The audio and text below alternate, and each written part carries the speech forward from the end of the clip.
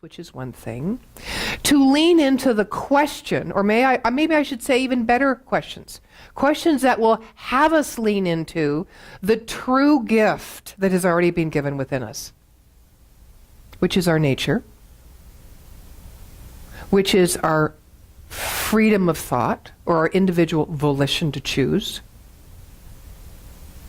and which is a phenomenal inner capacity to create and express and experience life that we have probably not even but touched into yet. I don't care, there's a lot of different age groups here today,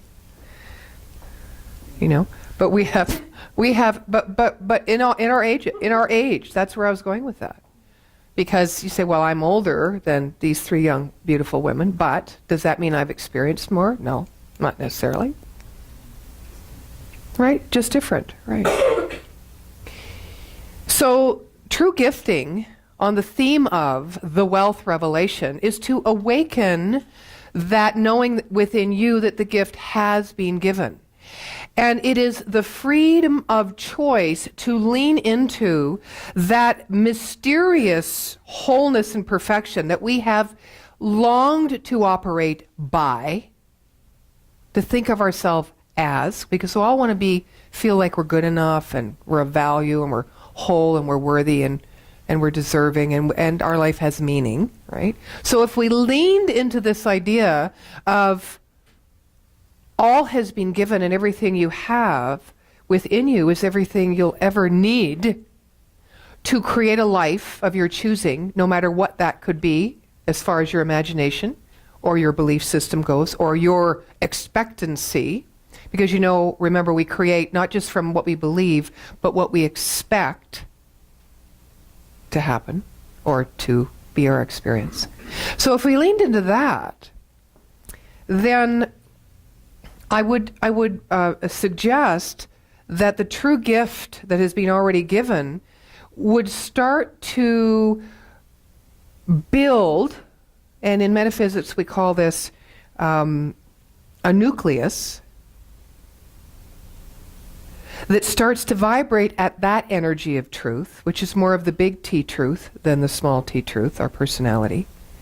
And it starts to attract energy that exists outside that also is knowing of this truth of itself. So if I choose to know that the gifts have been given and I have everything I need, and the full capacity lives within me to experience and express anything that I choose, because I can direct that by my thoughts, because they're creative. So if that's true, and I decide to live and express at that level of vibrational energy, then I don't have to look at my notes. I can just be who I am in this moment. We're said to be free. We want to be free. Free from what? Free from a relationship? Free from having to pay rent? Free from having to figure out every day as an entrepreneur how I'm going to make money to keep a roof over my head and be of service to the community? And pack some away for my retirement? I'm not talking about that kind of freedom. Those are details, important details, not to be ignored, because when you are responsible to self, you're responsible to know the truth of who you are and to live from that place and take care of the details, because we live in two worlds, right? We live in multidimensional planes, actually, but we live in two worlds. We live in that plane of causation where all things in consciousness are created, and we live in the world of effect. And there's no way out, folks. So how do we do that? With great joy. How do we do that? Being vulnerable and awakening the heart to peace. How do we do that? And start trusting ourselves enough to allow ourselves to show up and not look at the notes. It's been my lifelong exploration. I was a clown, most of you know that, for many years. And I got to try on this idea of sharing what I was feeling, first of all, figuring out what I was feeling, then sharing what I was feeling in the moment without any concern about how it would be received or how I would be viewed. Can you walk through a day like that? If you were really honest? A lot of our hidden agenda is built around this idea that we need to be safe and protect ourselves, when truly the gift has already been given. And if then we experience what we give as we give it, then there is nothing to protect, there's only something to give. When we protect, we hold in. We accumulate. Like my mom. Sorry, Mom. I'm so sorry. Like Helen. No, I'm let's use Helen. Okay. At least she's here, she can defend herself. No. So my mom is like, when you get old, it's like your life, it starts, you get small, it gets smaller. And you're not as stable, right? You're not as stable in your thought or stable on your feet. It's just what happens a lot of the time. And you start going in, and you start actually getting to know yourself a little better as you get older. It's kind of cool. So don't feel that it's not a good thing to move on the path of age chronologically. Doesn't mean you have to feel old, but there are great advantages too. So my mom, possessions are important. She doesn't like them going out of her sight.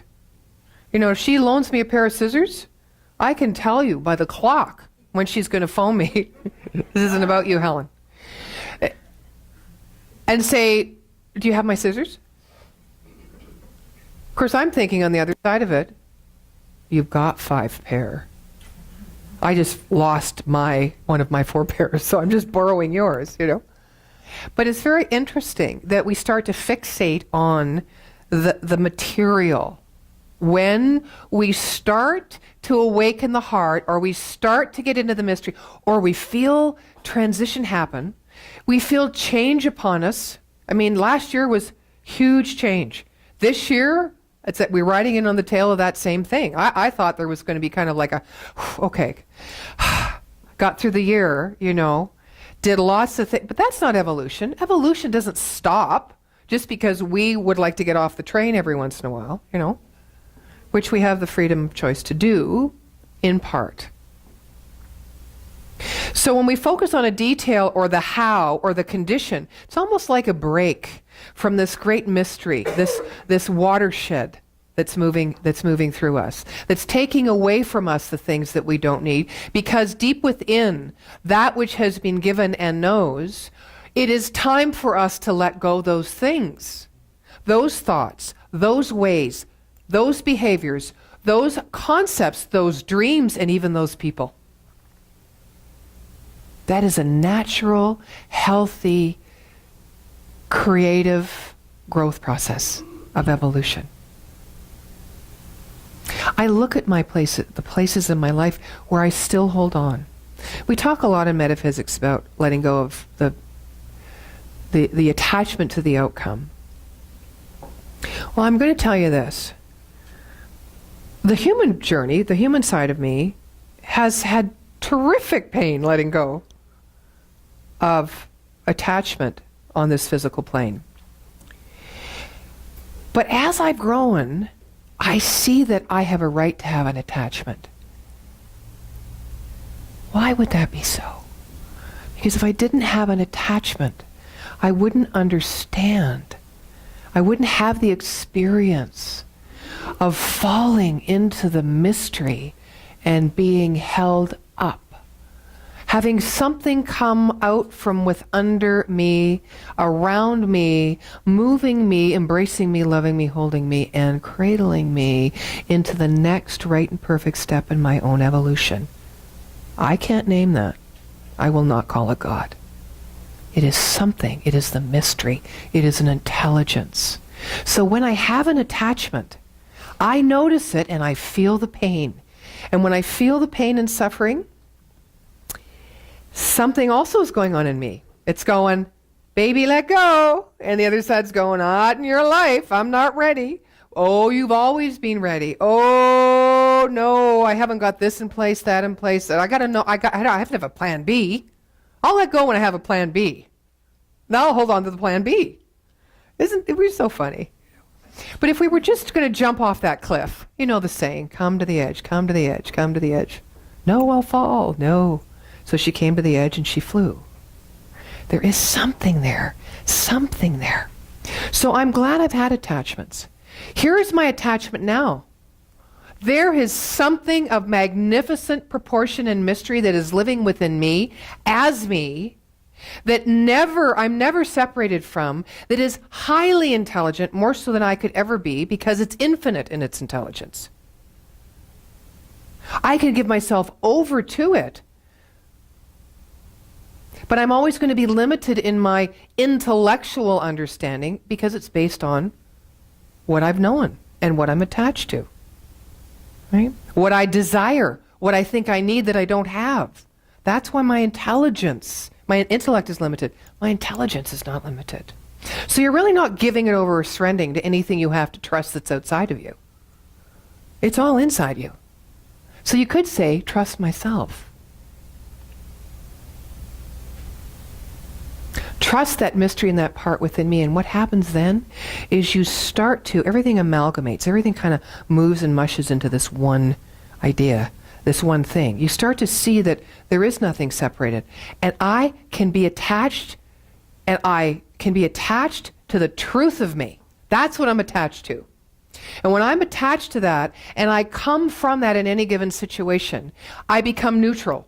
I don't become biased or prejudiced, even though I suspect somewhere in my mind there's a little bit of that going on, because it's been my experience. But I have to transcend those experiences that keep me limited and keep me stuck or feeling not trusting or not trusting me or keeping me in the pain or the suffering. I have to transcend those experiences, but include them. You cannot transcend anything if you exclude anything. For me, that is the biggest key, the biggest thing I've learned in this spiritual teaching. Transcend and include. The true gift, transcend and include.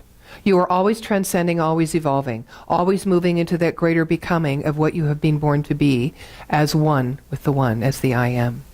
Always. You cannot stop that. It's like a locomotive. You can lay yourself down in front of it and get run over. You can jump on board. You can ride in the caboose. You can be the conductor. You can sleep in the bunk. Whatever you do with it, you're a part of it. You cannot be separated from it. So for me to transcend what is happening in the physical world by leaning into the true gift that's already been given, which is my nature and my freedom to think and to co-create my life, that's the true gift. That's a wealth revelation. And that affects and spills over into every aspect of my being and therefore every condition of my life. More so in one area when I'm focused on that area, and less so in another area when I'm not focused on that area. Right? That's all. That's my experience. That's where I ebb and flow. Why is it I've never really focused on money? Here's the thing. Because I've always focused on money. Oh. That was an awakening. Because I always saw love and money as two separate things. My experience in my life was that people bought my love. Or people bought me things to replace their love. I didn't like that. I felt unloved. Why? I didn't even know I had a condition on how that love was to be shown to me. But I did, obviously. And I didn't feel somewhere, I didn't understand this when I was little, but I didn't feel that being the kid that had the first pea jacket. Okay, we're going back. Do you know what, like no, okay. Barbie doll. You know Barbie dolls, right? Okay, so first Barbie doll in the neighborhood where all the kids would come and play at my house because I had all the toys, right? They wanted to hang out with me. But where was my mother? Where was my father? As an only child, I got to play with a lot of toys, but I didn't get to connect with a lot of love. So what do you think I grew up as? Money and love. Money, we like it because it means I'm loved. If I have money, then I have love. Interesting.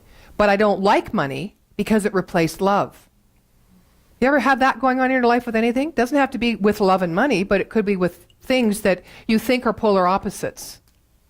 Transcend and include the true gift. Money is God in action. Love is God in action. Oh, they have a common root. So now who am I?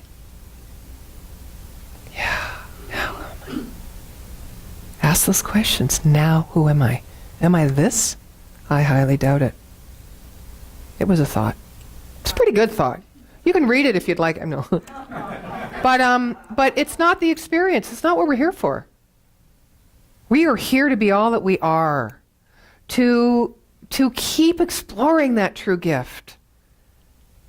To love ourselves enough to awaken our own heart of peace so that, I don't know if you've seen this video, but it came across, one of my colleagues does a newsletter and he put the link in, and it was around Valentine's Day. And it was somebody who took a video of complete, she didn't know them, but she went up obviously and said, would you please look into the camera and say, I love you. Right? So he is sharing this in his newsletter, Dr. Dennis Merritt Jones. And he says, it was kind of weird watching this because I started to, I could feel myself going from my observer, just listening to people and kind of watching how they weren't quite comfortable with saying it or they were kind of holding back a little. And then all of a sudden, something happened in me. And then I didn't feel very comfortable having strangers look at me, even though it was their technology, it was through technology, saying, I love you. And then I started to realize that I didn't have a very high lovability quotient. So the title of his blog was, What's Your Lovability Quotient, right? So I watched this.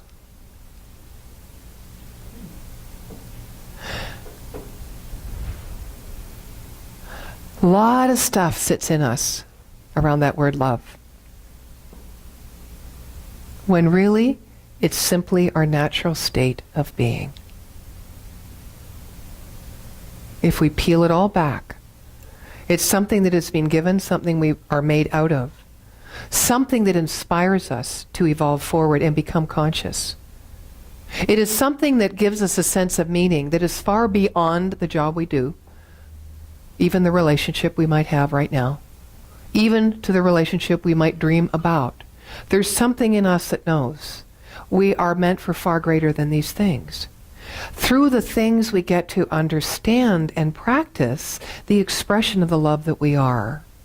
We get to stand in our own truth, big T truth, not our truth, meaning my belief, but the greater truth, which is the nature of life and of being. Can we do that? Can we experiment with that? Because that's what this is. We get to experiment that the universal life principles and these teachings of oneness and wholeness and perfection and unity are true. And the only way we know it is by being it and then having the corresponding experience. That's proof for us. It moves through us. It's all around us. It lifts us up when we don't know how. It gives us a sense of deepening capacity and deepening love and a deepening trust for ourselves. This is the true gift. And when we lean into and live from that place that has been given, the nature of who we are, which for the sake of Valentine's Day coming up, let's just say is love, is givingness, we have a different experience of being vulnerable, being open, being receptive, because it goes hand in hand. It's part of that natural law of circulation, or that law of giving and taking, or that law of reciprocity. Because as we give it, we naturally just open up. If our giving is pure, without a lot of agenda, then we can receive purely.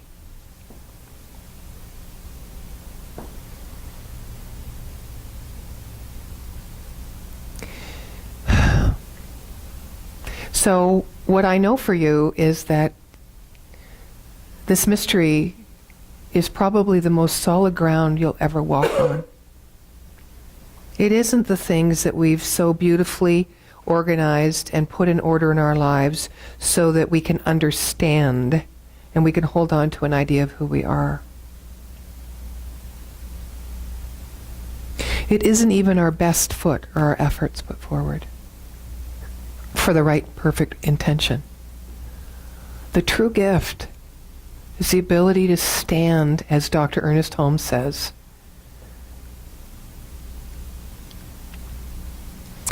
stripped from the ego, naked bare. He actually says, the actual words are, strip the ego, naked bare. Because what's not under it or separate from it, but who you are that can transcend it and not make your identity about what the ego identifies with, but includes it, honors it, celebrates it. When you start integrating the divine and the humanity, all that is there, all that is that exists, is love.